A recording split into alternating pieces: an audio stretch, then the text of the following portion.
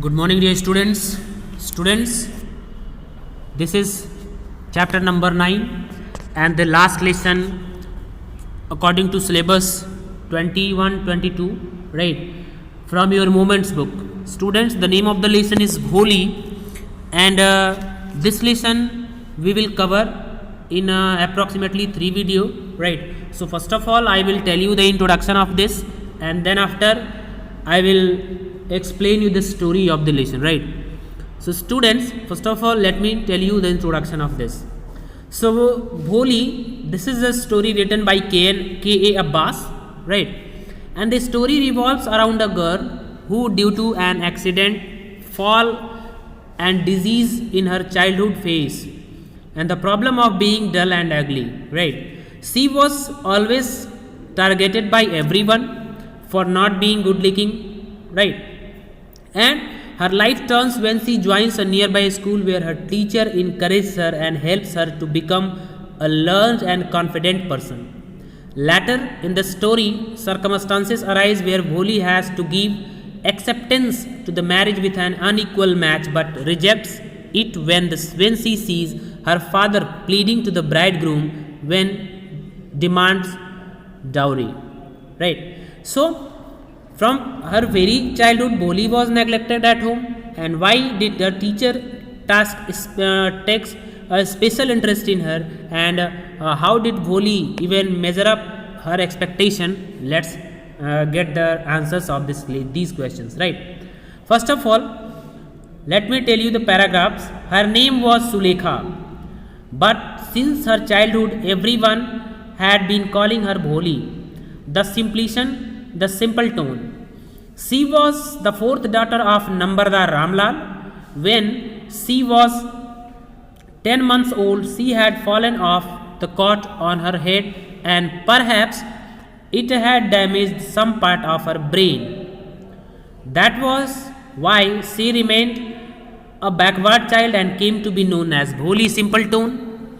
At birth, the child was very fair and pretty, but when she was 2 years old, she had an attack of smallpox.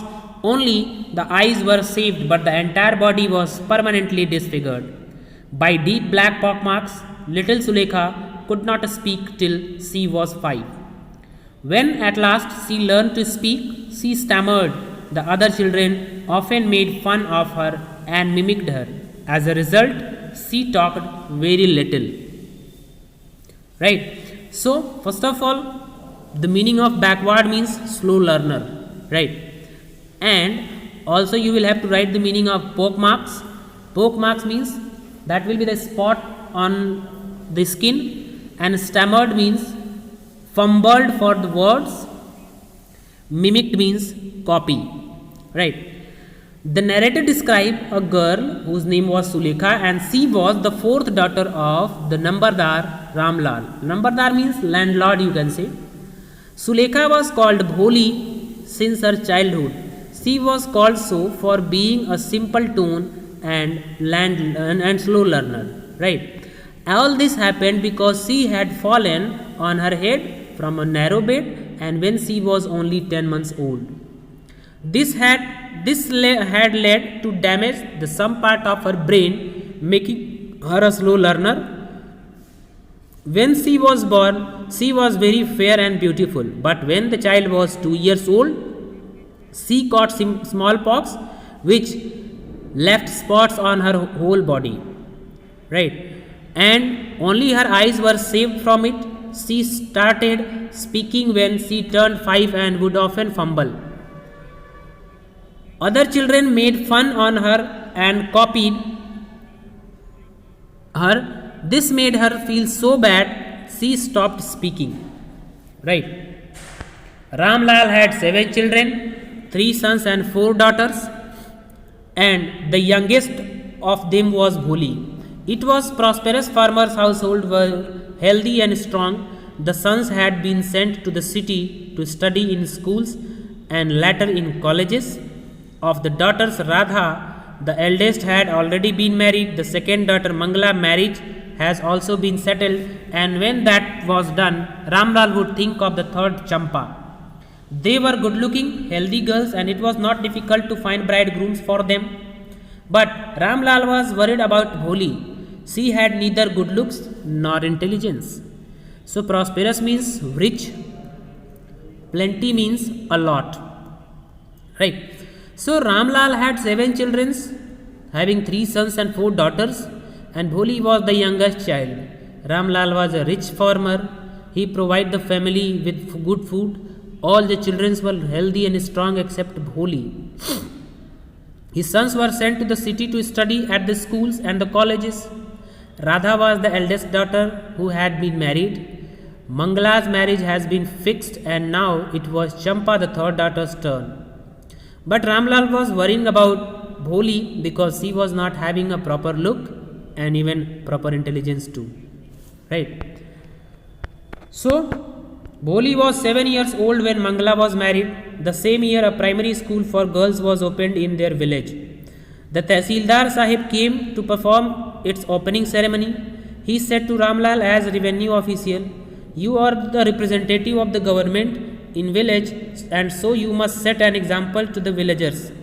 You must send your daughters to school." That night when Ramlal consulted his wife, she cried, "Are you crazy? If girls go to school, who will marry them?" But Ramlal had not courage to disobey the Tehsildar. At last his wife said, "I will tell you what to do. Send Bholi to the school, as it is there is a little chance of her getting married. With her ugly face and lack of sense, let teachers at the school worry about her." Right. So Tehsildar means district collector and representative means spokesperson. Right. So Bholi was 7 years old when her elder sister Mangala got married, and that year the primary school was opened in the village, and Tehsildar was approached to inaugurate it, and he asked Ramlal to send their daughters to school. He encouraged him to do because he was the revenue official.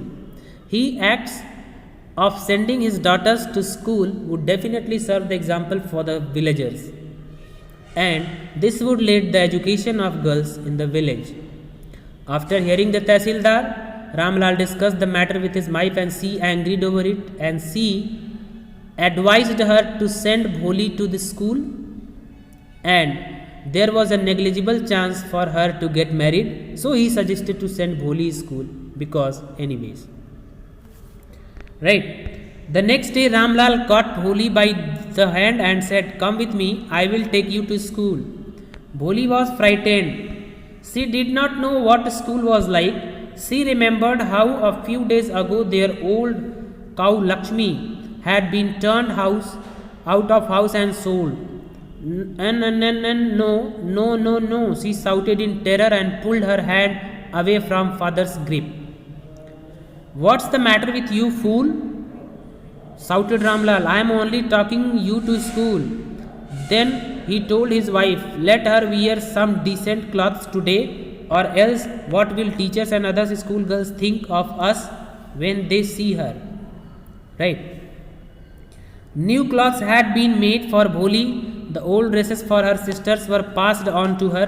No one cared to mend or wash her clothes, but today she was lucky to receive a clean dress, which had shrunk after many washings and no longer fitted Champa. She was even bathed on, and oil was rubbed into her dry and matted hair. Only then she began to believe that she was being a taken place better than her home.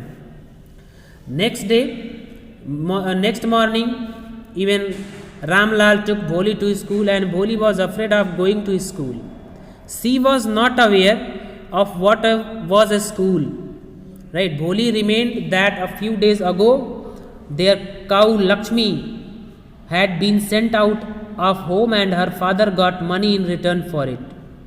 She thought that she would be sold like Lakshmi, and so pulled her hand away from her father's hand. Right. And Bholi's father got irritated with her behavior and shouted on her. He then told his wife to dress her up because he did not want others to think ill of them. So it was for the first time when Bholi got clean clothes to wear, although It was her elder sister's champa worn out dresses, and she was bathed and her messy hair was washed and oiled, and the treatment made her believe that she was going to some better place than her home. When they reached the other school, the children were already in their classrooms. Ramlal handed over his daughter to the headmistress. His left alone, the poor girl looked about her with fear-laden eyes. There were several rooms, and in each room, girls like squatted on mats, reading books or writing on slates. The headmistress asked Bholi to sit down in a corner in one of the classrooms. Fear-laden means full of fear. Squatted means to sit with one knees bent. Right? Bholi did not know what exactly a school was like and what happened there. But she was glad to find so many girls almost of their own age, of her own age, present there. She hoped that one of these girls might become her friend. And Bholi was not aware. Okay. So upon reaching the school, they found that children were already in their classrooms, and Ramlal handed Bholi to the headmistress and left the place. Bholi's eyes were full of fear because it was the first time she had gone out of home. And there were a number of classrooms filled with many students, and they were sitting on the mats, were reading, writing, and Bholi was taken to classroom and was ordered to sit there by headmistress. Bholi was not aware of anything about school. What made her happy was that there were so many girls of her age. She thought that she may find a friend among these girls. Right? The lady teacher who was in a class was saying something to girls, but Bholi could understand nothing. She looked at the pictures on the wall. The colors fascinated her. The horse was brown, just like the horse on which the Tehsildar had come to visit their village. The goat was black like the goat of their neighbor. The parrot was green like the parrot she had seen in the mango orchard. And the cow was just like their Lakshmi. And suddenly Bholi noticed that the teacher was standing by her side, smiling at her. Right? And what's your name, little one? Bholi. Bho. She could stammer no further than that. Then she began to cry and tears flowed from her eyes in a helpless flood. She kept her head down as she sat in her corner, not daring to look up at the girls who she knew were still laughing at her. When the school bell rang, all the girls scurried out of the classroom, but Bholi dared not to leave her corner. Her head still lowered, she kept on sobbing. Right? She kept on. So students, fascinated means attracted, and orchard means land planted with fruit trees. Right?